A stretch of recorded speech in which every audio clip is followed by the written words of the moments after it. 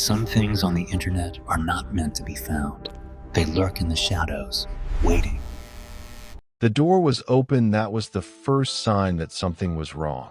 Because doors in empty houses don't open themselves, and they definitely don't close behind you. I've been sitting on that detail for 3 weeks. Every time I tried to write around it, I couldn't.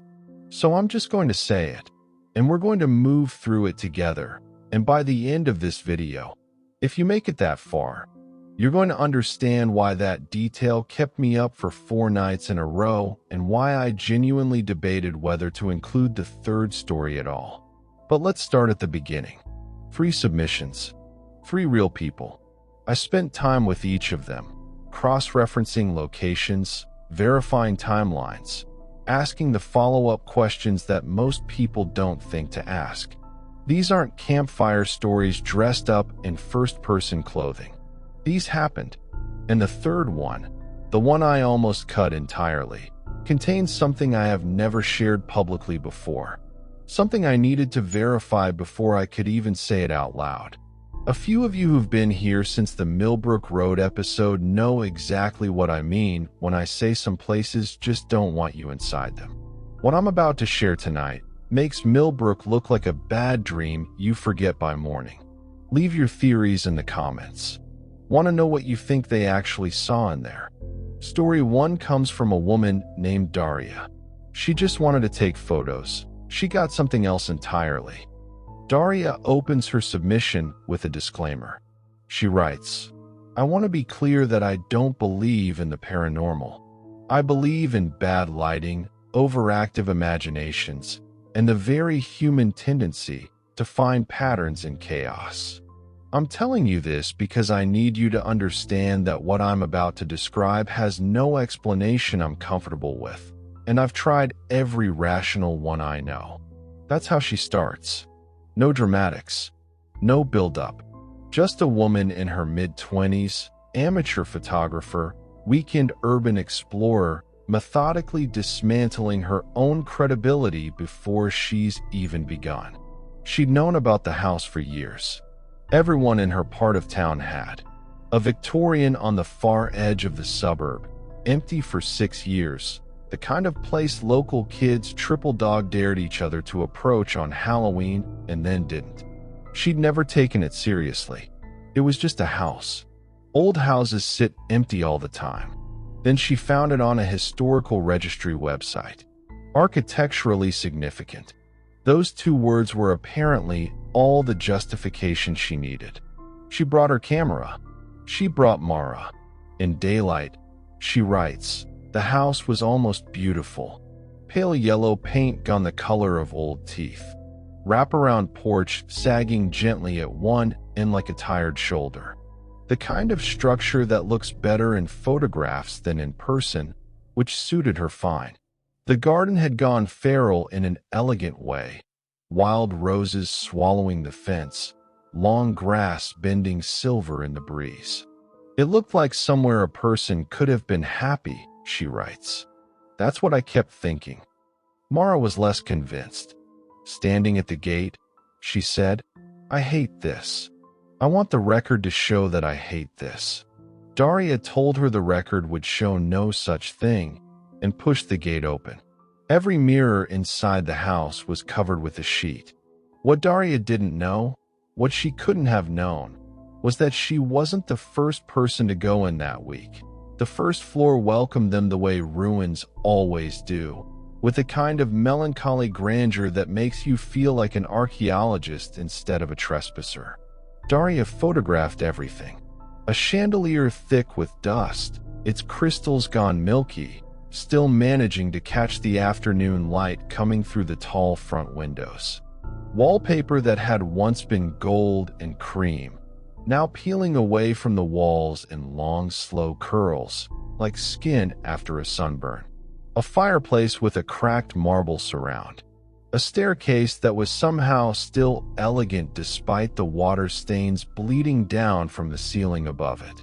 She writes that she felt calm, happy even. The kind of quietly absorbed happiness she only gets when she's shooting somewhere new. Mara did not feel calm or happy. Mara followed 2 steps behind her the entire time, arms crossed, heels clicking on the bare hardwood with a rhythm that said, "I do not want to be here," in a language that required no translation. Then they found the chair. It was in the back parlor.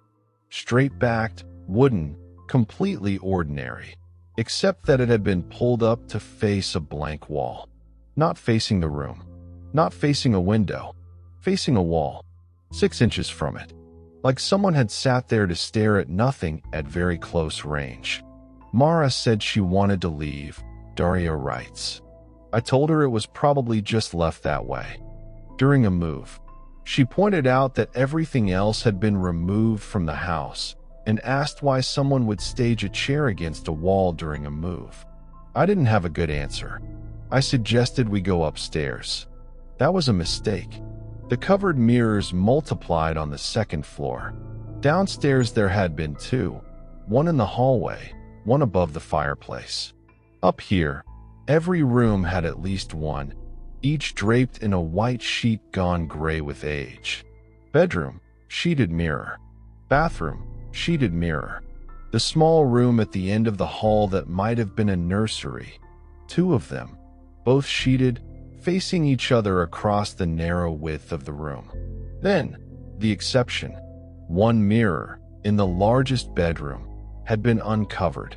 Recently, you could see exactly where the sheet had lain. A clean rectangle in the dust on the floor below it, sharp-edged, pale against the gray. The sheet itself was bundled in the corner. Someone had taken it down. Not years ago, not months ago. Daria photographed the mirror. The mirror showed the room, the peeling wallpaper, the bare floorboards, the door behind them, slightly open. Both of them. She could see herself and Mara. Mara's arms still crossed. Mara's expression a masterpiece of someone who deeply regrets their life choices. Almost correctly. There was a window in the reflection, Daria writes. On the left side. I want to be precise about this. There is no window on the left side of that room. I checked. Twice. I stood there and I checked. I want you to remember that mirror. Because what Daria photographed there becomes important again in story 3. I'll leave it there for now. Mara, Daria whispered. Look at the, I want to go home, I want to go home, I want to go home, Mara said, very fast and very quietly, in a tone that hovered somewhere between prayer and threat. The reflection. It's a trick of the light, Daria. There's no window on that. Trick. Of the light. Daria looked at the wall to the left. Looked at the reflection. Looked at the wall again. She took one more photo and followed Mara toward the stairs. They heard it when they reached the landing. 1 step. Slow, deliberate. From the room directly above, which should have been the attic, which should have been empty, which she had not gone into and was not going to go into. 1 step, then silence long enough for Daria to think. Settling, old houses settle, beams expand in the heat. This is nothing. Then another step. She writes that they didn't discuss it. There was no should we run conversation, no debate. Mara simply turned and went down the stairs at a speed that was technically not running, but absolutely was running. And Daria was right behind her. And they were across the 1st floor and at the front door in the time it takes to decide you were never curious about anything in your life and never will be again. Daria's hand was on the door. She stopped. Her memory card, the one with every photo she'd taken, was in her jacket pocket upstairs.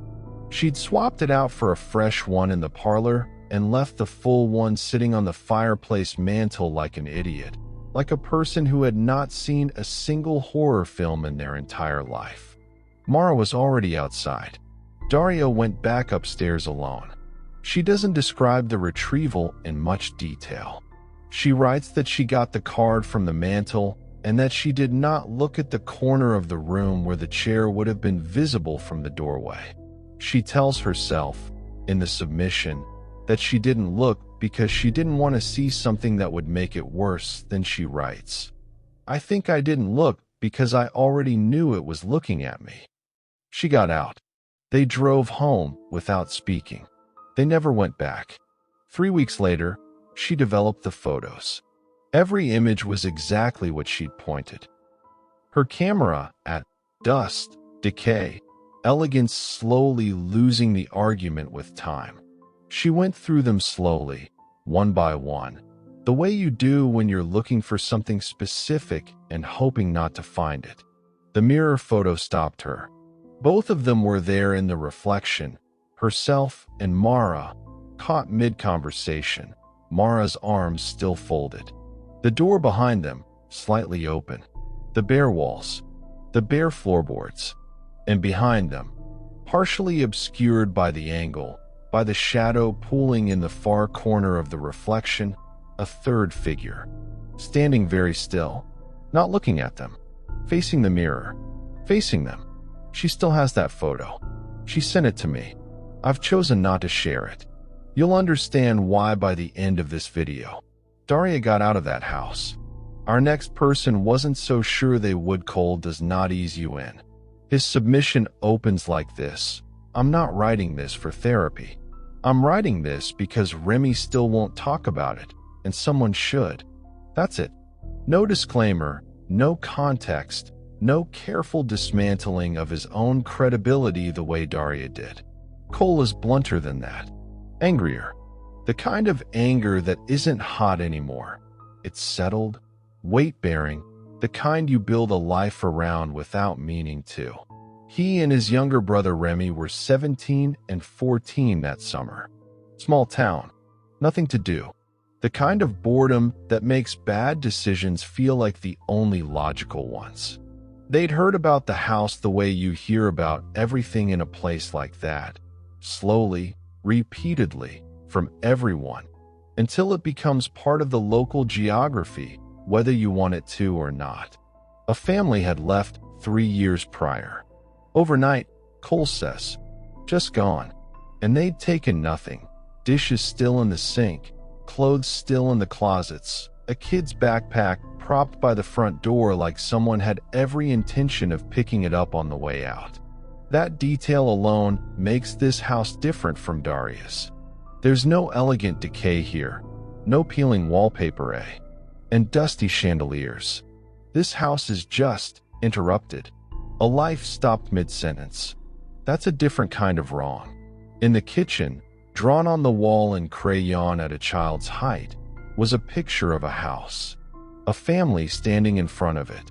Everyone smiling.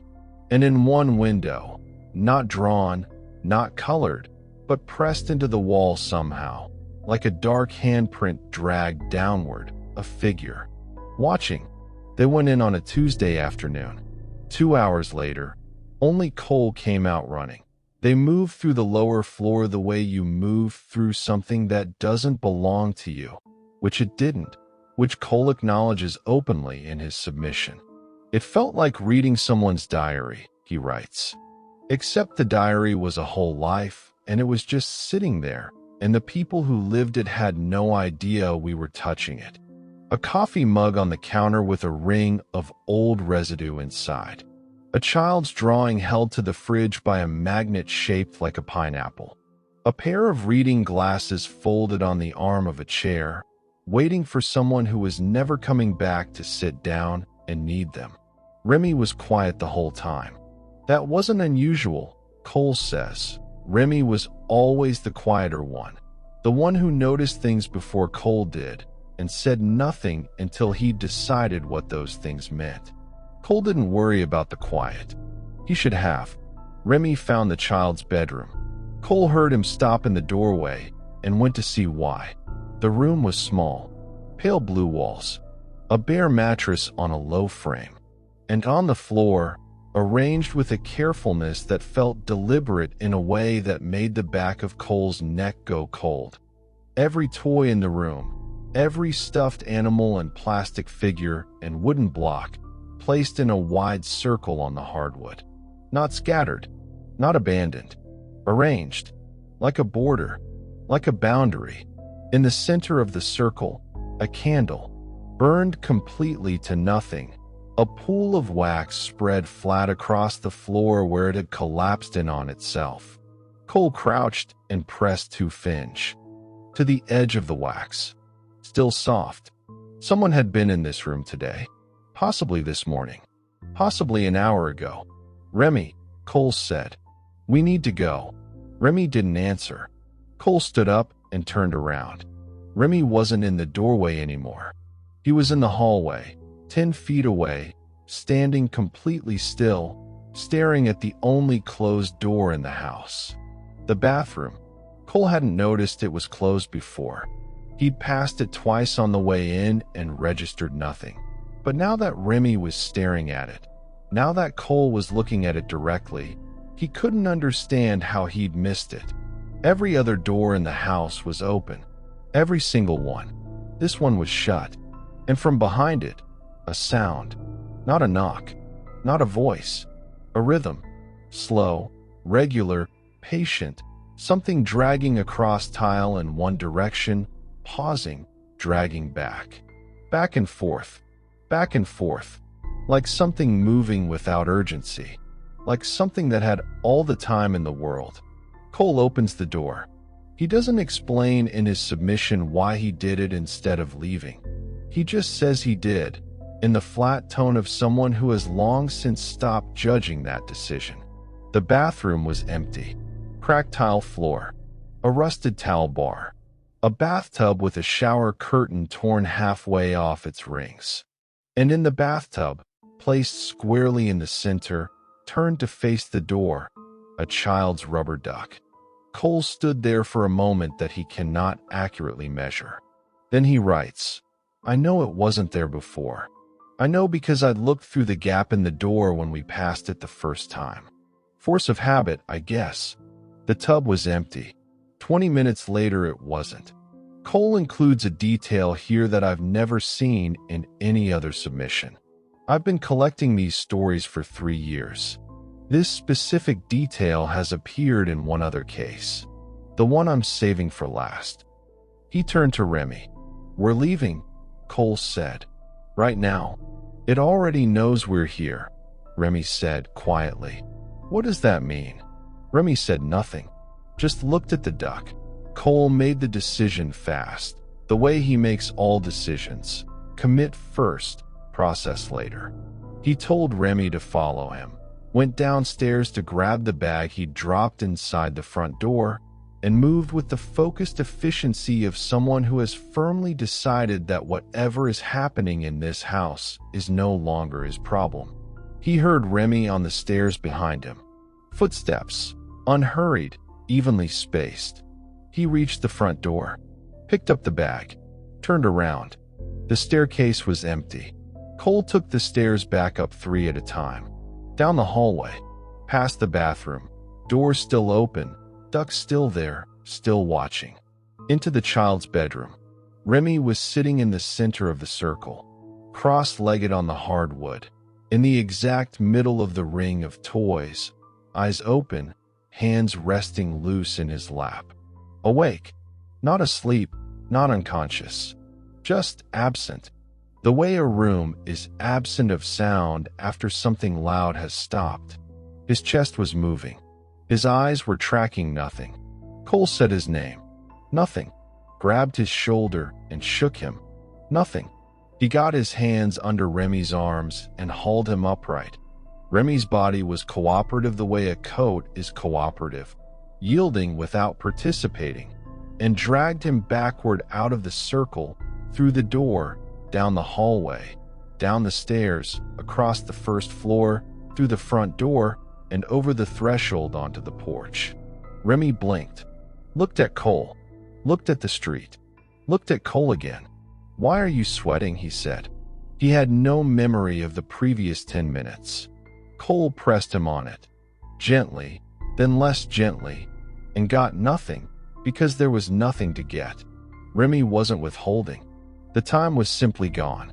A clean cut, before and after, with nothing in between. He never goes inside an empty building again. Cole doesn't push him, because Cole saw what was sitting in that circle across from Remy before he pulled him out of it. He doesn't describe it in his submission, not the shape of it, not the size, not any detail that would let you picture it. He writes only this: I know what I saw in that circle with him. I know what was sitting across from him. I don't know what it said. I don't want to know. Cole also mentions, almost as an afterthought, that on the drive home Remy asked if they could stop for drive-through. Ate an entire meal without speaking. Fell asleep in the passenger seat before they reached the highway. Some things are universal, I guess. Cole doesn't know what sat with his brother in that circle. But I have a theory, and it connects to where we're going next. Story 3.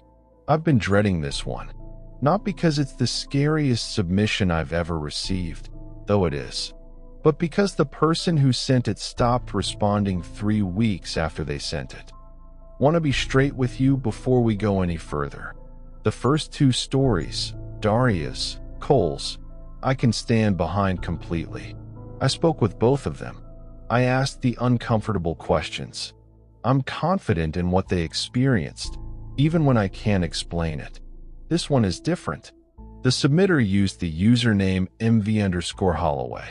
They sent an initial account, longer and more detailed than anything I've received in 3 years of running this.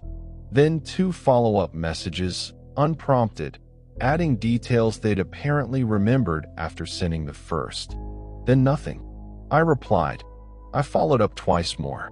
The account was deleted. Not deactivated, deleted. There's a difference, and I checked. I don't know what that means. I'm not going to tell you I do. What I can tell you is that this story contains the explanation for the mirror in Daria's photo. It contains the detail from Cole's submission that I told you I'd only seen once before. It connects things that should not be connected across people who have never met, in houses that share no obvious history. You'll see it coming, and then you'll wish you hadn't.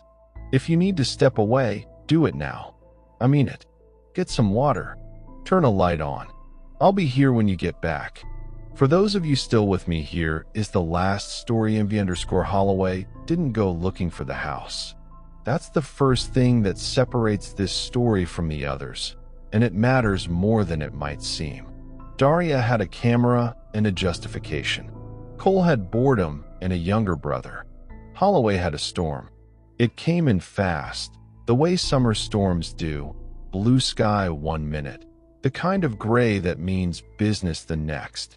She was out walking with 2 friends she refers to only as the tall one and she, and by the time the rain started in earnest, they were 4 blocks from anywhere with a roof. They tried 3 doors on the street.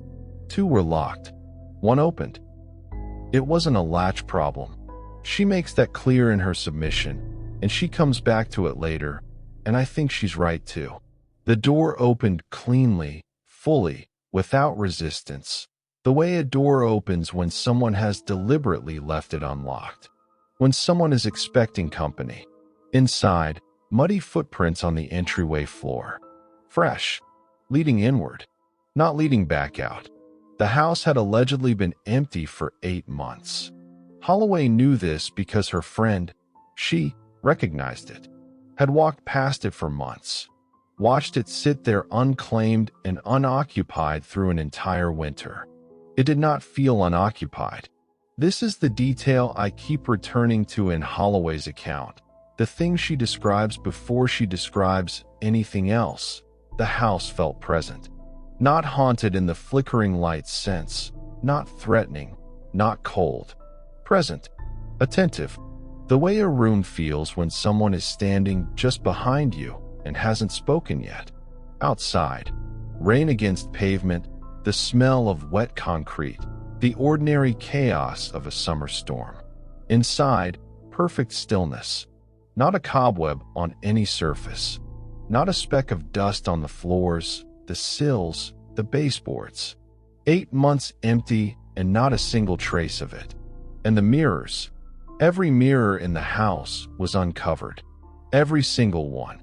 And there were more than you'd expect, more than any house needs, placed in hallways and landings and the corners of rooms in a way that felt less like decoration and more like surveillance.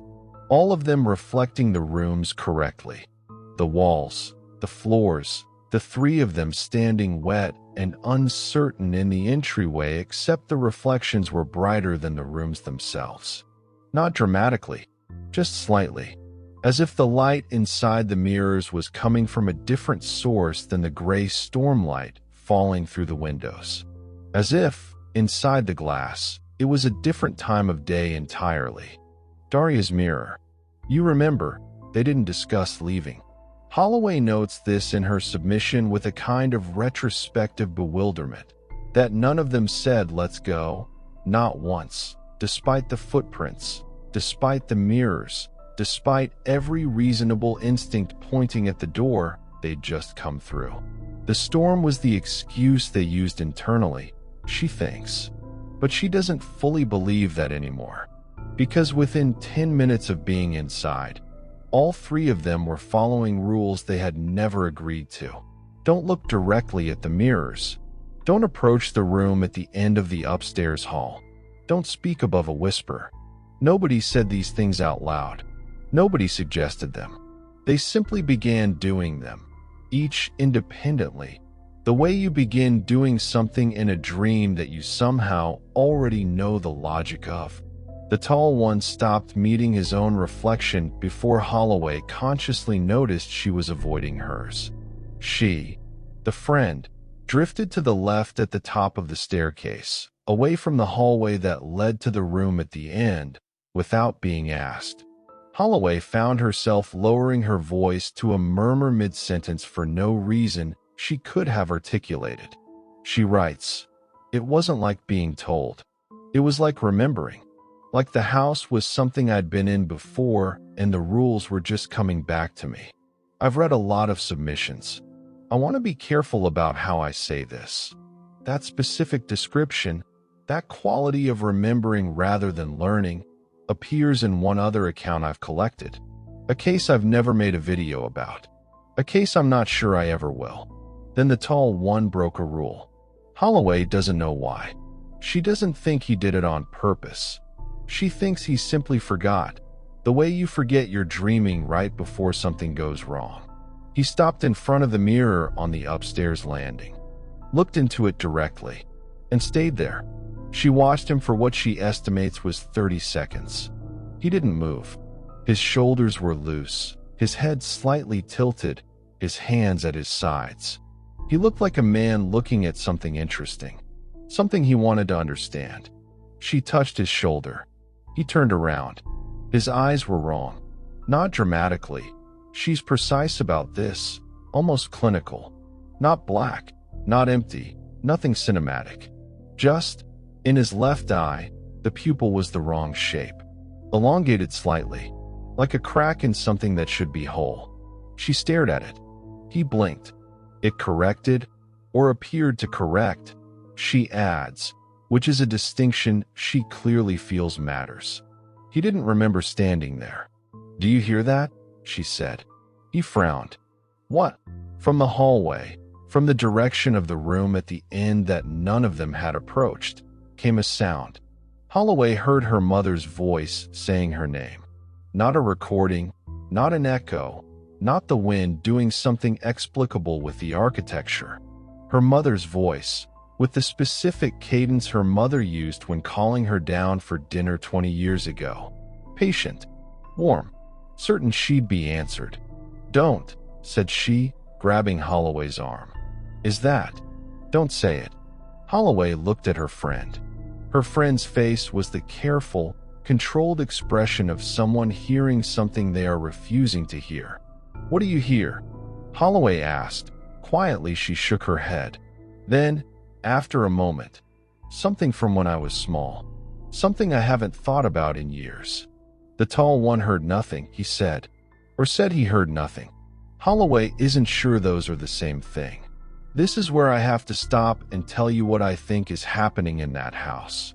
What I think was always happening in it, long before Holloway and her friends walked through the door. Because I don't think it's haunted. Haunted implies something left behind. Something residual, a presence tethered to a place by grief or violence or unfinished business. That's not what this is. The entity in that house isn't haunting it. It is the house, patient and ancient and very, very good at learning what you need to hear before you know you need to hear it. It had 8 months to prepare. They walked right in, they made it out. I want to say that plainly before anything else, because Holloway's account builds to a place where that outcome starts to feel genuinely uncertain, and I think you deserve to know it before we arrive there. All 3 of them reached the front door. All 3 of them stepped outside. The rain had slowed to something thin and directionless, the kind that can't decide if it's still happening. The street looked exactly as it had. Wet pavement, ordinary houses, the mundane geography of a neighborhood that had no idea what was sitting inside one of its own. Holloway counted. Herself, the tall one, she. 3 people went in. 3 people came out. She counted twice, she writes, and she isn't entirely sure why she felt the need to do it twice. At the time she told herself it was just nerves. They walked. Nobody spoke. At the end of the block, Holloway looked back. The house was dark. It had been dark the entire time they were inside. No lights, no power, nothing but the gray stormlight through the windows. It was dark now. Every window, every room, nothing. Then one light came on. Upstairs. The room at the end of the hall.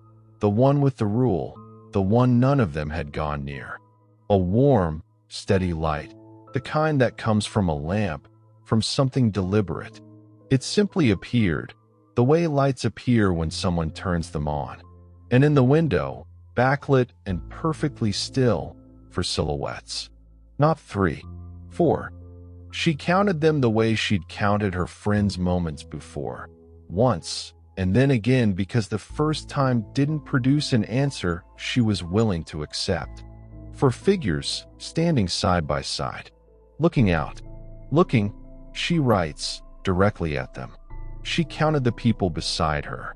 Still 3. Herself and 2 others, standing on a wet sidewalk at the end of the block. She counted again. Still 3. The 4th figure in the window did not move. Holloway doesn't describe it beyond the silhouette. Not the height, not the shape, not any detail that would let you build a picture of it. I think this is deliberate. I think she understood, the way you sometimes understand things without being able to explain how, that describing it more precisely would be a mistake. That some things become more present the more clearly you see them. What she does describe is its posture. It was facing the window, facing them, but its head was turned slightly to the left. Not fully, just enough. The angle of someone who is looking at something beside them. The angle of someone checking their own reflection. I've looked at Daria's photo a great many times since Holloway's submission arrived. The 3rd figure in the mirror, the one standing behind Daria and Mara, the one I told you I hadn't fully described yet. I told you it was facing the mirror. What I didn't tell you was the head, turned slightly to the left. Not fully, just enough. The angle is identical. I don't know what that means across 2 different houses, 2 different years, 2 people who have never communicated in any way I can verify. I don't have a framework that accommodates it. What I have is the image, Daria's photo on one screen, Holloway's description on another, and the specific, uncomfortable certainty that whatever was in that mirror was not contained by it. That whatever it was, it has somewhere to be.